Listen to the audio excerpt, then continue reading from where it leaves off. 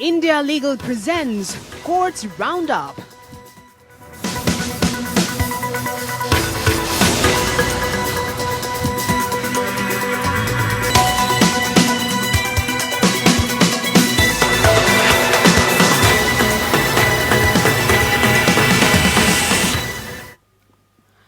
नमस्कार, मैं हूं आपके साथ पूजा कविया गोमा। कोर्ट्स राउंडअप में आप सभी का स्वागत है। इस बुलेटिन में अगले आधे घंटे हम आपको कोर्ट से जुड़ी तमाम छोटी बड़ी खबरों से रूबरू करवाएंगे। कोर्ट की कार्रवाई और सुप्रीम कोर्ट से लेकर हाई कोर्ट और लोअर कोर्ट तक के फैसलों को आपके सामने रखेंगे। आगे बढ़ने से पहले डालते हैं नजर हेडलाइंस पर।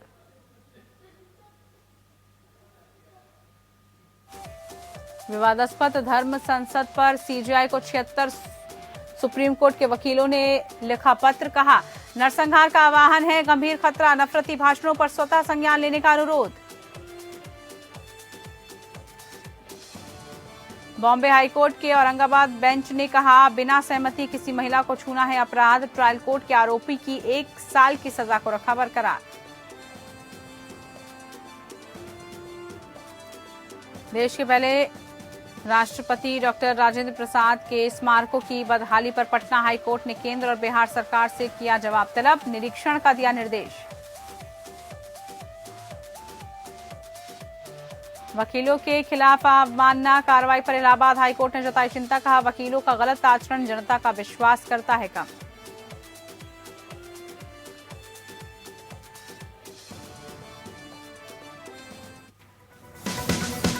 India Legal presents Courts Roundup.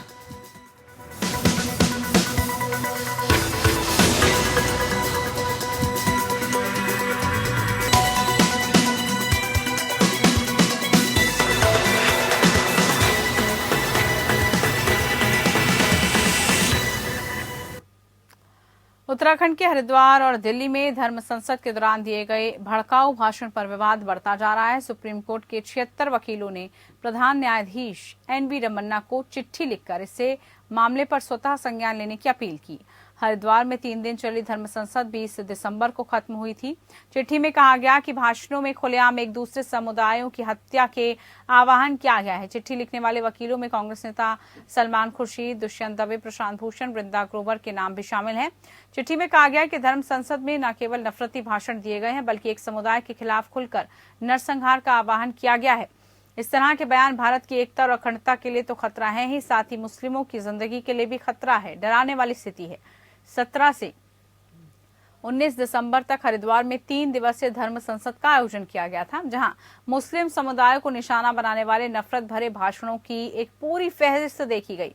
Uttarakhand police ने घटना के संबंध में 3 लोगों के खिलाफ धारा 153A के साथ ही प्राथमिकी दर्ज की है।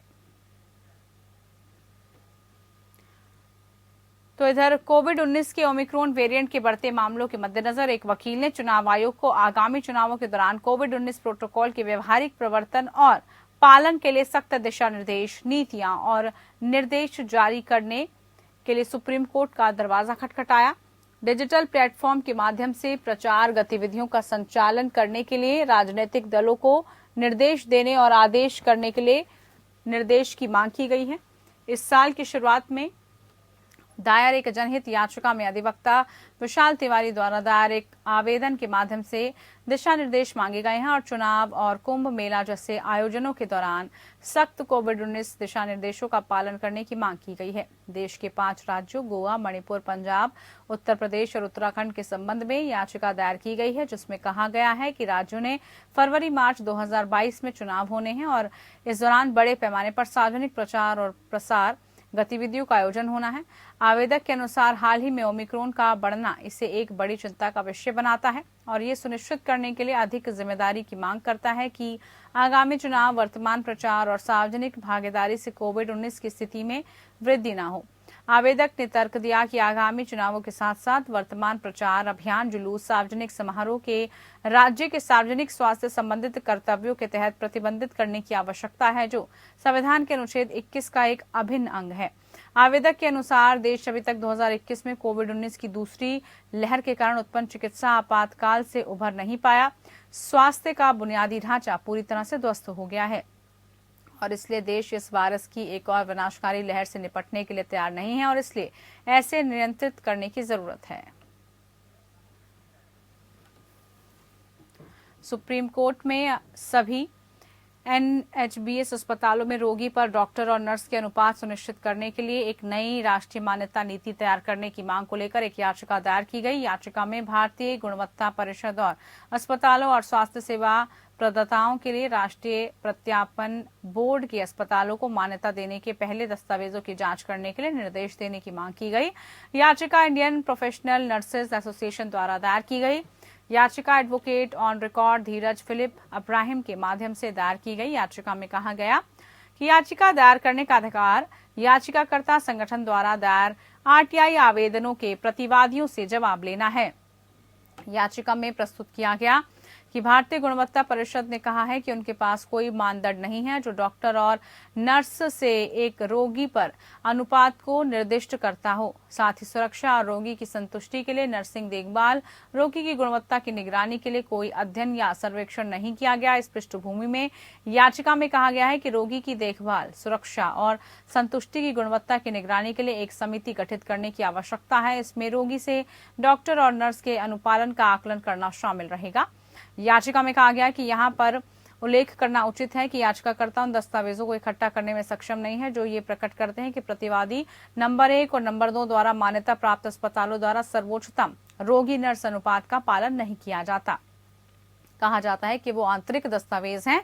इस तरह उक्त दस्तावेज नर्सों की नौकरी को खतरे में डाल देगा। ये भी कहा गया है कि उक्त अस्पतालों द्वारा सुरक्षा मानकों का अनुपालन किया जा रहा है या नहीं, इसकी निगरानी के लिए अस्पतालों में पूर्व सूचित निरीक्षण के साथ साथ NABH द्वारा औचक निरीक्षण करने की आवश्यकता होनी चाहिए। याचिका में कहा गया, ये ध्यान देने योग्य है कि देश में शीर्ष मान्यता निकाय NABH मान्यता प्राप्त समय रोगी डॉक्टर और रोगी नर्स अनुपात से संबंधित मानदंडों की अपेक्षित महत्व नहीं देता। आंध्र के दौरे पर रहे प्रधान न्यायाधीश NV रमन्ना ने कई अहम टिप्पणियां की। उन्होंने कहा कि अगर कोई सरकार बहुमत में है तो इसका मतलब ये नहीं कि वो बेलगाम हो जाए, मनमानी तरीके से काम करे। उन्होंने जज नियुक्ति पर न्यायपालिका पर लगाए गए आरोपों का भी जवाब दिया।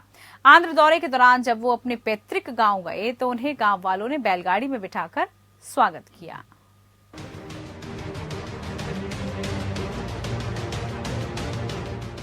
प्रधान न्यायाधीश NV रमन्ना आंध्र प्रदेश के दौरे पर रहे। विजयवाड़ा में आयोजित 5वें श्री लावू वेंकटे वार्लू एंडावमेंट लेक्चर के दौरान जस्टिस रमन्ना ने कहा कि लोकप्रिय बहुमत सरकार का मतलब ये नहीं कि वो मनमानी कार्रवाई करें। संविधान का पालन करना होगा। अगर न्यायपालिका के पास न्यायिक समीक्षा की शक्ति नहीं है तो इस देश में लोकतंत्र का कामकाज संभव नहीं होगा। A popular majority is not a defense for arbitrary actions taken by a government. Every reaction is mandatorily required to comply with the Constitution. If the judiciary does not have the power of judicial review, then the functioning of democracy in this country would be unthinkable. Justice Ramana ने आंध्र दौरे के दौरान ये भी कहा कि ये महज एक गलत प्रचार है कि जजों की नियुक्ति जज करते हैं, जबकि ये पूरा सच नहीं है। इस प्रक्रिया में बहुत सी संस्थाएं शामिल होती हैं और न्यायपालिका केवल इसका हिस्सा भर है। One ought to remember that ensuring justice is not the responsibility of judiciary alone. Unless the other two coordinate organs make sincere efforts to fill the judicial vacancies, appointment of public prosecutors, law officers, strengthening infrastructure, and make laws with a clear foresight and stakeholders analysis, judiciary cannot be held responsible alone. Justice Ramana ने हाल ही के दिनों में न्यायपालिका पर बड़े हमलों पर भी चिंता व्यक्त की। उन्होंने कहा कि हाल ही के दिनों में ऐसे हमलों की संख्या में इजाफा हुआ है। उन्होंने कहा कि अब अगर लोगों को मनमांचित फैसले नहीं मिलते, सोशल और प्रिंट मीडिया में जजों के खिलाफ कैंपेन चलाए जाते हैं। New types of problems and cases are coming up every day. Take for example the internet, sale of illegal material on the dark web, identity theft, fraudulent online transactions, hacking, spread of defamatory content and hate speech etc. are all challenges that we must confront. Justice Ramana को rotary club of Vijayawada द्वारा life time achievement award से सम्मानित किया गया। CJI Ramana ने कार्यक्रम में लोकतंत्र में कानून के शासन के महत्व के बारे में बताया। यदि किसी राष्ट्र में कानून का शासन नहीं है तो वहां अराजकता का राज होता है। जस्टिस रमन्ना जब कृष्णा जिला स्थित अपने पैतृक गांव पहुंचे तो उनका जमकर स्वागत किया गया। ग्रामीणों ने उन्हें सजी हुई बैलगाड़ी में बिठाया और पूरे गांव में घुमाया। इस दौरान चीफ जस्टिस एनवी रमन्ना ने ग्रामीणों को संबोधित भी किया। उन्होंने स्वागत के लिए सभी को धन्यवाद करते हुए कहा कि देश प्रगति कर रहा है, लेकिन कई समस्याएं अब भी बनी हुई हैं। चीफ जस्टिस एनवी रमन्ना ने कहा कि वो अपनी मातृभाषा तेलुगु और अपनी जन्मभूमि से बहुत प्यार करते हैं। Bureau report. गुवाहाटी हाईकोर्ट ने राज्य सरकार को गुवाहाटी के झोपड़पट्टी क्षेत्रों में राशन कार्ड लाभार्थियों की पहचान करने का निर्देश दिया। जस्टिस एन कोटेश्वर सिंह और जस्टिस मालाश्री नंदी की खंडपीठ ने यह भी निर्देश दिया कि जिन परिवारों को कोविड-19 महामारी में मदद की जरूरत है, उन्हें भोजन और अन्य दैनिक सहायता के तुरंत में मदद की जाए। यह आदेश गुवाहाटी की सायदा मेहजबीन रहमान द्वारा गुवाहाटी जिले के झुग्गी झोंपड़ी क्षेत्रों के परिवारों के लिए राशन कार्ड जारी करने के संबंध में दायर जनहित याचिका पर आए। ये प्रस्तुत किया गया कि कुछ लाभार्थियों की पहचान राशन कार्ड जारी करने के उद्देश्य से की गई। हालांकि लाभार्थियों की पहचान संबंधित नगर बोर्डों के संबंधित परामर्शदाता द्वारा नहीं की जा सकी और इसलिए मामले को अंतिम रूप नहीं दिया जा सका। ये भी प्रस्तुत किया गया है क्योंकि गुवाहाटी नगर निगम में चुनाव नहीं हुए हैं, इसलिए कोई वार्ड आयुक्त नहीं है जो आवेदकों की पहचान कर सके।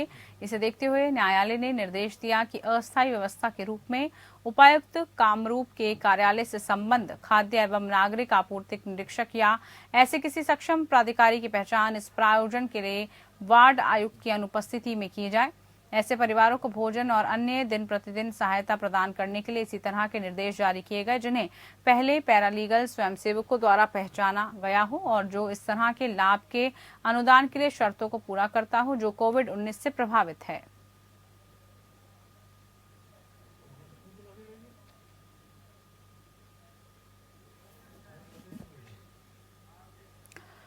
वहीं इलाहाबाद हाईकोर्ट की लखनऊ बेंच ने जिला न्यायाधीश गोंडा द्वारा जारी एक पत्र के आधार पर 12 अधिवक्ताओं के खिलाफ शुरू किए गए एक अवमानना मामले से निपटने के लिए अदालत के खिलाफ वकील के अवमानना की कार्रवाई से निपटना दर्दनाक बताया। जो न्यायालय के अधिकारी माने जाते हैं, न्यायमूर्ति देवेंद्र कुमार उपाध्याय और न्यायमूर्ति नरेंद्र कुमार जौहरी की खंडपीठ ने यह भी कहा कि वकीलों का अनुचित आचरण व्यवहार न्यायिक प्रणाली में जनता के विश्वास को कम करता है। कोर्ट अनिवार्य रूप से वर्ष 2001 में तत्कालीन जिला न्यायाधीश गोंडा द्वारा नवंबर और दिसंबर 2000 में वकीलों की हड़ताल के दौरान दुर्व्यवहार के लिए 12 वकीलों के खिलाफ अवमानना कार्रवाई शुरू करने के लिए भेजे गए पत्र के आधार पर शुरू किए गए एक अवमानना मामले से निपट रहा था। पत्र में कहा गया है कि 12 वकीलों ने अन्य वकीलों के साथ अदालत के रिकॉर्ड को नष्ट करने का काम किया। 14 नवंबर और 1 दिसंबर 2000 को तत्कालीन प्रभारी जिला न्यायाधीश के साथ दुर्व्यवहार भी किया गया था। हाईकोर्ट के तत्कालीन मुख्य न्यायाधीश ने संदर्भ प्राप्त करने के 30 अक्टूबर 2001 को मामले को उचित पीठ के समक्ष रखने के लिए एक आदेश पारित किया। हालांकि 2011 में प्रतिवादियों को नोटिस जारी किया गया था। ये कारण बताने के लिए उन्हें अदालत की अवमानना करने के लिए दंडित क्यों नहीं किया जाना चाहिए। महत्वपूर्ण बात यह है कि जीवित सभी प्रतिवादियों ने अपनी अयोग्य क्षमताओं प्रस्तुत किया और अपनी क्षमा याचना में ये भी कहा गया कि वो कथित घटनाओं की अवमानना करते हैं, जैसे कि जिला न्यायाधीश के संदर्भ में पत्र में उल्लेख किया गया है। इसके अलावा ये कहते हुए न्यायपालिका के पास ना तो तलवार की शक्ति है और ना ही पैसे की शक्ति है, ये केवल लोगों के विश्वास के आधार पर खड़ा है। हालांकि ये देखते हुए सभी प्रतिवादी वरिष्ठ नागरिक हैं जिनकी आयु 62 वर्ष से 78 वर्ष के बीच की है और जिन घटनाओं के आधार पर अवमानना की कार्रवाई शुरू की गई वो लगभग 21 साल पहले हुई थी। अदालत ने कहा कि मामले को अब शांत करने की जरूरत है। पटना हाईकोर्ट ने बिहार के 3 अलग अलग स्थानों पर स्थित भारत के पहले राष्ट्रपति डॉक्टर राजेंद्र प्रसाद के स्मारकों की दयनीय स्थिति को उजागर करने वाली एक जनहित याचिका पर सुनवाई की। याचिका पर सुनवाई के दौरान हाईकोर्ट ने गुरुवार को केंद्र और राज्य सरकार से जवाब मांगा। चीफ जस्टिस संजय करोल और जस्टिस एस कुमार की खंडपीठ ने स्मारकों का दौरा करने, बुनियादी ढांचे और मामलों की वास्तविक स्थिति का पता लगाने के लिए स्थानीय आयुक्तों की एक टीम नियुक्त की। साथ ही सुझाव दिया कि तीनों स्थानों पर स्मारक कैसे सुधारे जा सकते हैं और बुनियादी ढांचे में कितना सुधार हुआ है, इस बारे में रिपोर्ट प्रस्तुत करने के लिए कहा गया है। हाईकोर्ट विकास कुमार द्वारा डॉक्टर राजेंद्र प्रसाद की स्मारकों की दयनीय स्थिति पर दायर जनहित याचिका पर सुनवाई कर रहा था। याचिका में डॉक्टर प्रसाद से संबंधित स्मारकों में उनका गांव जीरादेई जिला सिवान में बास घाट पटना और सदाकत आश्रम पटना में उनका अंतिम निवास स्थान की दयनीय स्थिति का उल्लेख किया गया था। हाईकोर्ट ने कहा कि याचिका में जो कहा गया है उसे उजागर करने की आवश्यकता नहीं है, क्योंकि ये केवल हम सभी को शर्मिंदा करेगा। ये बहुत शर्म और अपराध बोध की बात है। इसके साथ ही कोर्ट ने निम्नलिखित व्यक्तियों की एक टीम को स्थानीय आयुक्तों के रूप में नियुक्त किया। 3 सदस्यों की ये टीम प्रथम राष्ट्रपति से संबंधित उपयुक्त स्मारकों का दौरा करेंगे, स्मारकों की वास्तविक स्थिति का पता लगाएं और 2 दिनों के भीतर अपने सुझाव देंगे। कोर्ट ने सिवान और पटना के जिलाधिकारियों को भी स्थानीय आयुक्तों को हर संभव मदद देने का निर्देश दिया। मुंबई हाई कोर्ट की औरंगाबाद पीठ ने महाराष्ट्र के जालना जिले के एक 36 वर्षीय व्यक्ति द्वारा महिला को बिना उसकी सहमति के छूने को अपराध मानते हुए दी गई 1 साल की सजा को बरकरार रखा। 21 अगस्त को जालना के एक सेशन कोर्ट द्वारा दिए गए फैसले के विरुद्ध ये याचिका दायर की गई थी। अदालत ने माना कि महिला का शरीर उसका अपना होता है, दूसरे को बिना उसकी इजाजत इसे छूना अपराध है, भले ही ये किसी भी उद्देश्य के लिए क्यों न हो।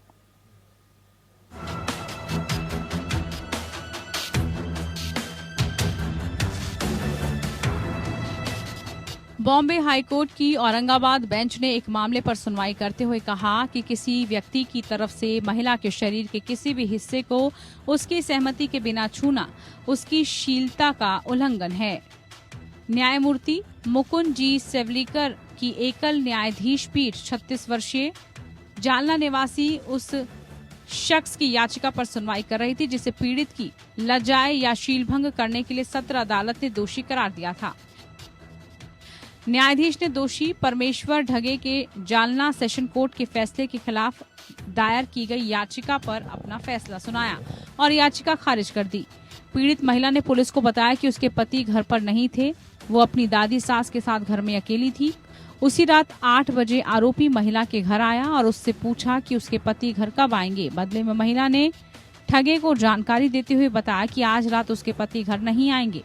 महिला ने पुलिस को बताया कि इसके बाद रात 11 बजे आरोपी ठगे फिर से उसके घर पहुंच गया। महिला ने बताया कि उसके घर का मुख्य द्वार बंद था, लेकिन अंदर से लॉक नहीं था। महिला ने बताया कि मैं उस वक्त सो रही थी, तभी मुझे महसूस हुआ कि कोई उसके पैर छू रहा है। महिला ने आंखें खोली तो वो चिल्ला उठी। उसने देखा ठगे उसके पैरों की ओर बिस्तर पर बैठा है। महिला ने बताया कि उसके चिल्लाने से आरोपी वहां से भाग निकला। इसके बाद महिला ने तुरंत अपने पति को फोन कर इस घटना की जानकारी दी। फिर सुबह पति के घर लौटने पर दंपति ने पुलिस में मामला दर्ज कराया। ठगे के वकील ने तर्क दिया है, चूंकि दरवाजा अंदर से बंद नहीं था इसलिए इसे पीड़िता की ओर से आवेदक के घर में प्रवेश की सहमति के रूप में देखा जाना चाहिए। वकील ने यह भी कहा कि आवेदक ने बिना किसी यौन इरादे के केवल महिला के पैर छुए थे। वकील ने महिला के प्राथमिकी दर्ज करने में 12 घंटे की देरी पर भी सवाल उठाया। पीठ ने फैसला सुनाते हुए कहा कि एक अजनबी द्वारा रात के विषम समय में किसी महिला के शरीर के किसी भी हिस्से को उसकी सहमति के बिना छूना एक महिला की विनम्रता का उल्लंघन है। पीठ ने कहा, प्रार्थी किसी नेक मकसद से पीड़िता के घर में प्रवेश नहीं करने आया। उसने शाम को पीड़िता से ये सुनिश्चित किया था कि उसका पति रात में घर में मौजूद नहीं रहेगा। ये स्पष्ट रूप से इंगित करता है कि आवेदक यौन इरादे से वहां गया था। इसी के साथ कोर्ट निचली अदालत के उक्त फैसले को सही मानते हुए आरोपी परमेश्वर ठगे की याचिका खारिज करता है। Bureau report. वहीं कर्नाटक हाईकोर्ट ने एक अंतरिम आदेश के माध्यम से कर्नाटक के उडुपी जिले में रहने वाली एक 70 वर्षीय ईसाई महिला को अपने घर में प्रार्थना करने की अनुमति दी है। न्यायमूर्ति कृष्ण एस दीक्षित की एकल पीठ ने कहा कि एसजीए से प्रतिवादी संख्या 1 से 4 के लिए नोटिस स्वीकार करने का अनुरोध किया जाता है। याचिकाकर्ता द्वारा दिए गए निम्नलिखित अंडरटेकिंग के अधीन प्रार्थना के अनुसार अंतरिम आदेश जारी किया जाता है। इसके अलावा अदालत ने 22 दिसंबर को अपने आदेश में कहा, यदि इन शर्तों का उल्लंघन किया जाता है तो न केवल अंतरिम आदेश स्वचालित रूप से रद्द हो जाता, बल्कि पुलिस और अन्य अधिकार क्षेत्र से अधिकारी संबंधित के खिलाफ उचित कानूनी कार्रवाई कर सकते थे। अदालत ने पुलिस को अनावश्यक रूप से हस्तक्षेप किए बिना मंडली या उत्सव की गतिविधियों को वीडियो ऑडिट रिकॉर्ड करने की अनुमति दी। अदालत ने स्पष्ट किया कि उपरोक्त शर्तें एजीए की जोरदार प्रस्तुति को दूर करने के लिए लगाई गई हैं कि क्षेत्र सांप्रदायिक रूप से संवेदनशील होने के कारण मंडली शांति और सद्भाव को खतरे में डाल सकती है और कानून और व्यवस्था की समस्या को खतरे में डाल सकती है। एडवोकेट मैत्री कृष्णन के माध्यम से दायर याचिका में station house officer Kunnapura police station Udupi जिले के द्वारा जारी नोटिस को चुनौती दी गई, जिसमें कहा गया कि याचिकाकर्ता अपने घर के बाहर से लोगों को प्रार्थना और उपदेश के लिए बुला रही है। बिना लाइसेंस के वो प्रार्थना कर रही है और पुलिस की अनुमति के बिना ऐसा करना कानून का उल्लंघन है और उससे पुलिस को इस मुद्दे के संबंध में प्रासंगिक दस्तावेज जमा करने की आवश्यकता है। इसके अलावा दलील में कहा गया है कि नोटिस के कारण याचिकाकर्ता को अपने घर में प्रार्थना करने की अनुमति नहीं दी जा रही है। चलिए इसी के साथ कोर्ट्स राउंडअप में इतना ही। दीजिए इजाजत, नमस्कार। India Legal presents Courts Roundup.